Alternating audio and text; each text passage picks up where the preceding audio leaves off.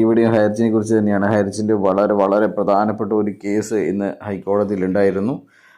ജനുവരിയിലേക്ക് മാറ്റിവെച്ചിരുന്ന ഒരു പ്രധാനപ്പെട്ട case urgent petition ഇട്ട് അത് ഇന്ന് ഹിയറിങ്ങിന് വേണ്ടി വച്ചിരുന്നതാണ്.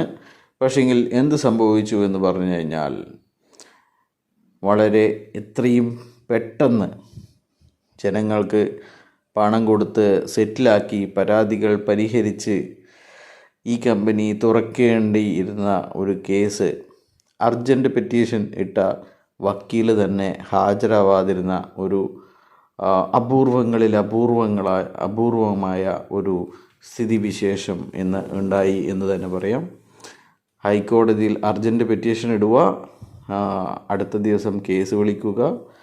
അന്ന് അർജൻറ്റ് പെറ്റീഷൻ ഇട്ട വക്കീലിനെ പോലും ഹൈക്കോടതിയിൽ കാണാൻ സാധിക്കുന്നില്ല എന്നുള്ളതാണ്. അപ്പോൾ ഇങ്ങനെ പല പല കേസുകളും ഇട്ട് ജനങ്ങൾക്ക് പ്രതീക്ഷ കൊടുത്ത് അത് ഇങ്ങനെ സിറ്റിങ്ങിൻ്റെ എണ്ണം വർദ്ധിപ്പിച്ച് അല്ലെങ്കിൽ നമ്മുടെ കേസ് അടുത്തുണ്ട് എന്നുള്ള ഒരു പ്രതീതി ജനങ്ങളിൽ ഉണ്ടാക്കി 2 വർഷം നീട്ടിയത് ആരും മനസ്സിലാക്കുന്നില്ല എന്നുള്ളതാണ് ഈ പറയാനുള്ളത്. എന്തായാലും നല്ല രീതിയിലുള്ള ഒരു നീക്കമായിരുന്നു ഇത്. വെച്ച് കഴിഞ്ഞാൽ ഈ ക്ലെയിം പെറ്റീഷൻ കൊടുക്കാനോ അല്ലെങ്കിൽ FIR ഇടാനോ നിൽക്കുന്ന ആളോട് പറയും, നമ്മുടെ കേസ് നാളെയുണ്ട്, അതുകൊണ്ട് നിങ്ങൾ നാളെ വരെ ഒന്ന് കാത്തു നിൽക്കൂ എന്ന് പറയും. അപ്പോൾ അവർ പറയും, എന്നാൽ പിന്നെ ശരി, നാളത്തെ കേസിൻ്റെ കാര്യങ്ങൾ നോക്കട്ടെ എന്ന് പറയും. അപ്പോൾ നാളെ കഴിഞ്ഞ് 2 ദിവസം കഴിഞ്ഞിട്ടാകുമ്പോൾ ചോദിക്കുമ്പോൾ പറയും, അത് കേസ് അടുത്ത ആഴ്ചത്തേക്ക് മാറ്റിയിട്ടുണ്ട്, നിങ്ങൾ അടുത്ത ആഴ്ച വരെ കാത്തിരിക്കൂ എന്ന് പറയും. അപ്പോൾ എന്ത് പറയാനായി ഇവരോട്. വേറെ ഒരു വളരെ തമാശ ഉണ്ടായിരുന്ന ഒരു കാര്യം കൂടി പറയാം. നമുക്ക് ഈ ഹൈറിച്ചിൻ്റെ ഗ്രൂപ്പുകളിലൊക്കെ വളരെ സങ്കടത്തോടു കൂടി പറയുന്ന ഒരു വ്യക്തിയെ ഞാൻ കോണ്ടാക്റ്റ് ചെയ്തിട്ടുണ്ടായിരുന്നു. അപ്പോൾ കോണ്ടാക്റ്റ് ചെയ്തതിന് ശേഷമാണ് എനിക്ക് മനസ്സിലായത് അത് വേണ്ടായിരുന്നു എന്ന് വെച്ച് കഴിഞ്ഞാൽ ഈ 2 വർഷത്തിന് ശേഷവും പ്രതാപൻ ദൈവമാണ്, ഇത് കയ്യൊപ്പുള്ള കമ്പനിയാണ്, എല്ലാവരെയും കോടിപതികളാക്കാൻ വേണ്ടി പ്രതാപൻ സാറ് ഉണ്ടാക്കിയ ഒരു സംഭവമാണ് ഇത്, അത് ജനങ്ങൾക്ക് വേണ്ടിയിട്ടാണ് അദ്ദേഹം ജയിലിൽ കിടക്കുന്നത് എന്നൊക്കെയാണ് അവർ എന്നോട് പറഞ്ഞുകൊണ്ടിരുന്നത്. അപ്പം ഞാൻ വിചാരിച്ചു, ഈ പെണ്ണുങ്ങളുടെ പൈസ എന്തായാലും പോകണം, എന്നാൽ മാത്രമേ ഇവരൊക്കെ പഠിക്കൂ എന്നുള്ള രീതിയിലാണ് ഞാൻ വിചാരിച്ചിരുന്നത്. അപ്പോൾ ഇന്ന് എന്നോട് ചോദിക്കുകയാണ്,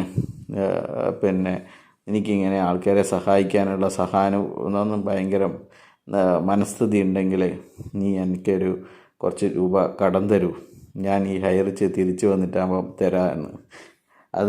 അതാണ് ഏറ്റവും വലിയ കോമഡി എന്ന് പറയുന്നാൽ, ഈ ഹൈറിച്ച് തിരിച്ചു വന്നിട്ടാകുമ്പോൾ തരാം എന്ന്.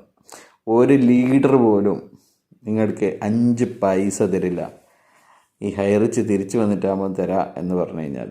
എന്നുവെച്ചാൽ അവർക്കറിയാം ഈ കമ്പനി തിരിച്ചു വരില്ല, ഇത് പൂട്ടിയതാണ് എന്നുള്ള കാര്യം അവർക്കെല്ലാവർക്കും അറിയാം. അതുകൊണ്ടാണ് അവർ പുതിയ പുതിയ തട്ടിപ്പുകൾ അന്വേഷിച്ച് പോയിരിക്കുന്നത്, മൊബൈൽ സ്വിച്ച് ഓഫ് ആക്കിയിരിക്കുന്നത്, നിങ്ങളുടെ കോൾ അറ്റൻഡ് ചെയ്യാതിരിക്കുന്നത്, എല്ലാം തന്നെ കാരണമെന്ന് പറയുന്നത് ഈ കമ്പനി ഇനി തിരിച്ചു വരില്ല, ഇനി മണി ചേഞ്ച് ചെയ്യാൻ പറ്റില്ല എന്ന് അവർക്ക് നല്ല രീതിയിൽ അറിയാം.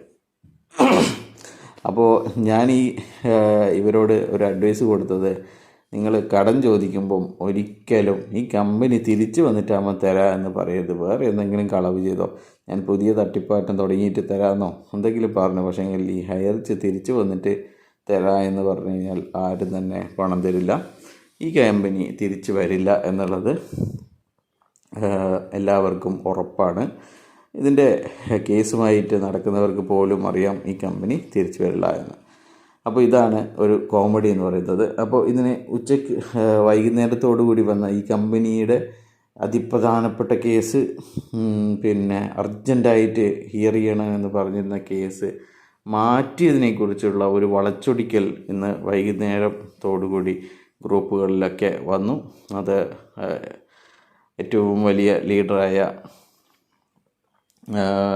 നിവേദന ക്യാമ്പയിൻ്റെ ആളായ വിജയലക്ഷ്മി മാഡത്തിൻ്റെ വഴിയാണ് ആ ഒരു വോയിസ് വന്നത്. വിജയലക്ഷ്മി മാഡം പറയുന്നത്, ഈ സെറ്റിൽമെൻറ്റ് എന്ന് പറയുന്ന ആ ഒരു സംഭവം ഒരു പ്രധാനപ്പെട്ട ഒന്നേയല്ല. അത് നമ്മൾ വെറുതെ ആൾക്കാരെ പറ്റിക്കാൻ വേണ്ടിയിട്ടിരിക്കുന്ന ഒരാണ്. നമ്മുടെ ഏറ്റവും പ്രധാനപ്പെട്ട കേസ് എന്ന് പറയുന്നത് ബഡ്സ് കേസാണ്. ഒരു ലീഡറെ സംബന്ധിച്ചിടത്തോളം ഏറ്റവും പ്രധാനപ്പെട്ട ഒന്ന് പറയുന്നത് ബഡ്സ് കേസാണ്. ബഡ്സ് കേസ് മാത്രമേ അവരുടെ സമ്പാദിച്ച പണം പിടിച്ചെടുക്കാനും അവർ ചേർത്തവർക്ക് പണം തിരികെ കൊടുക്കാനുള്ള ഒരു നിയമമുള്ളത് ബഡ്സിൽ മാത്രമാണ്. സെറ്റിൽമെൻറ്റ് എന്ന് പറയുന്നത് ഈ FIR ഇട്ടവർക്ക് പണം കൊടുക്കുക എന്നുള്ള കാര്യമാണ്. അത് നിങ്ങൾക്ക് വേണമെങ്കിൽ നമ്മുടെ അക്കൗണ്ടിൽ നിന്ന് എടുത്തോ എന്നൊക്കെയുള്ള കാര്യമാണ് ഇവർ സെറ്റിൽമെൻറ്റിൽ പറയുന്നത്. എന്നാൽ ഈ സെറ്റിൽമെൻറ്റ് നമ്മുടെ വിജയലക്ഷ്മി മാഡം പറഞ്ഞ പോലെ തന്നെ അതൊരു പ്രധാനപ്പെട്ട കേസല്ല എന്നാണ് എൻ്റെ ഒരു അഭിപ്രായം. കാരണം എന്ന് പറയുന്നത് ഈ ജനങ്ങൾക്ക് പണം കൊടുക്കാനാണെങ്കിൽ ഇവർക്ക് ഒരു വാക്കാലുള്ള ഒരു സബ്മിഷൻ കോടതിയിൽ പറഞ്ഞാൽ മതി. FIR ഇട്ടവർക്ക് അല്ലെങ്കിൽ ആർക്കാണോ പണം കൊടുക്കാൻ അത്യാവശ്യമുള്ളത് അവർക്ക് നമ്മുടെ പണം എടുത്തു കൊടുക്കുന്നതിൽ യാതൊരു ബുദ്ധിമുട്ടുമില്ല എന്ന് ഇവർ വാക്കാൽ പറഞ്ഞാൽ അന്ന് തന്നെ കോടതി ഉത്തരവിടും. എത്ര ആൾക്കാണോ പണം വേണ്ടത് ആ പണം റിലീസ് ചെയ്യാനുള്ള ആപ്ലിക്കേഷൻ സെഷൻസ് കോടതിയിൽ ഇടുന്നതിന് വേണ്ടിയിട്ടുള്ള ഉത്തരവ് അന്ന് തന്നെ കോടതി ഇടുന്നതാണ്. പക്ഷേങ്കിൽ ഇവർക്ക് അതിൽ തീരെ താല്പര്യമില്ല. അതുകൊണ്ടാണ് അവർ ഒരിക്കലും അതിനെക്കുറിച്ച് പറയാതെ ഈ സെറ്റിൽമെൻറ്റ്, പുതിയൊരു സെറ്റിൽമെൻറ്റ്, ബഡ്സ് നിയമം ഇന്ത്യയിലൊട്ടാകെയുള്ളൊരു നിയമമാണ്. അതിൽ ജനങ്ങൾക്ക് ഈ അനധികൃതമായി നിക്ഷേപം സ്വീകരിച്ച അവരുടെ സ്വത്തുക്കൾ പിടിച്ചെടുത്ത് നിക്ഷേപകർക്ക് തിരികെ കൊടുക്കുക എന്നുള്ള കാര്യമാണ് ഈ ബഡ്സ് നിയമത്തിലുള്ളത്. അതിന് ബദലായി ഇവരൊരു settlement package, settlement scheme, high rich settlement scheme 2025 എന്നൊക്കെ പറഞ്ഞു വന്നു കഴിഞ്ഞാൽ അത് ഒരിക്കലും കോടതി അംഗീകരിക്കാൻ സാധ്യതയില്ല. അതുകൊണ്ട് തന്നെ വിജയലക്ഷ്മി പറഞ്ഞതുപോലെ ഈ ഒരു കേസ് പ്രധാനമുള്ള ഒന്നല്ല. ഇതിൽ സർക്കാരിൻ്റെ അഫിഡവിറ്റ് ഇത് തന്നെയായിരിക്കും. ഇത് അനാവശ്യമായിട്ടുള്ള ഒരു സംഭവമാണ്. ജനങ്ങൾക്ക് പണം കൊടുക്കാനാണെങ്കിൽ ഇവിടെ കോമ്പറ്റൻ്റ് അതോറിറ്റിയും അതിന് ബഡ്സ് നിയമവും സെഷൻസ് കോടതിയും എല്ലാം തന്നെയുണ്ട്. അതുകൊണ്ട് ഈ ഒരു പ്രൈവറ്റ് സ്കീം, ഇവരുടെ ലീഡർമാരെ രക്ഷിക്കാൻ വേണ്ടി കൊണ്ടുവന്നിരിക്കുന്ന സ്കീം അല്ലെങ്കിൽ ബിനാമികൾക്ക് പണം കൊടുക്കാനുള്ള ഒരു സ്കീം ആവശ്യമില്ല എന്നുള്ള മറുപടിയായിരിക്കും സർക്കാർ കൊടുക്കുക.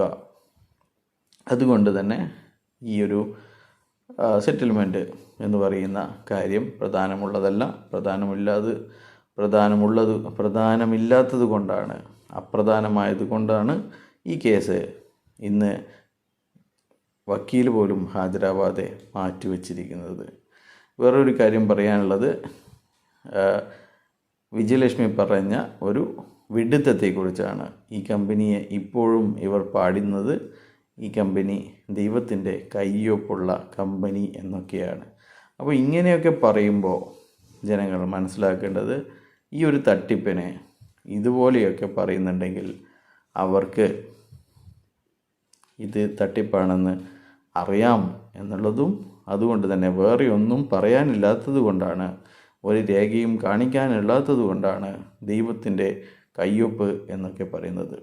നിങ്ങൾ ആരെങ്കിലും എന്നാൽ പിന്നെ ദൈവത്തിൻ്റെ ആ കയ്യൊപ്പൊന്ന് കാണിച്ചു തരുമെന്ന് പറഞ്ഞു കഴിഞ്ഞാൽ നടക്കുമോ?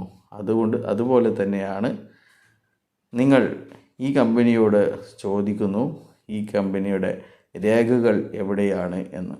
അതുകൊണ്ട് ദൈവത്തിൻ്റെ കയ്യൊപ്പ് പോലെ ഈ കമ്പനിയുടെ രേഖകളും ആരും തന്നെ ചോദിക്കാൻ പാടില്ല എന്നുള്ള കാര്യമാണ് നമ്മുടെ വിജയലക്ഷ്മി, നമ്മുടെ വക്കാലത്തിൻ്റെയും നിവേദന ക്യാമ്പയിൻ്റെയും ഒക്കെ ലീഡറായ വിജയലക്ഷ്മി പറഞ്ഞു വരുന്നത്.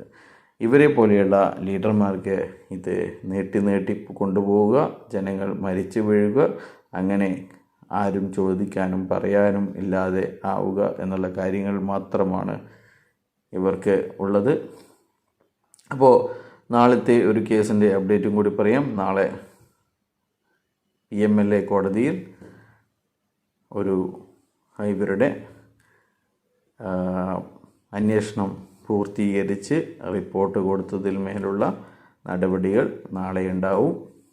ഓക്കെ, അപ്പോൾ ഇത്ര മാത്രമേ പറയാനുള്ളൂ. ബൈ.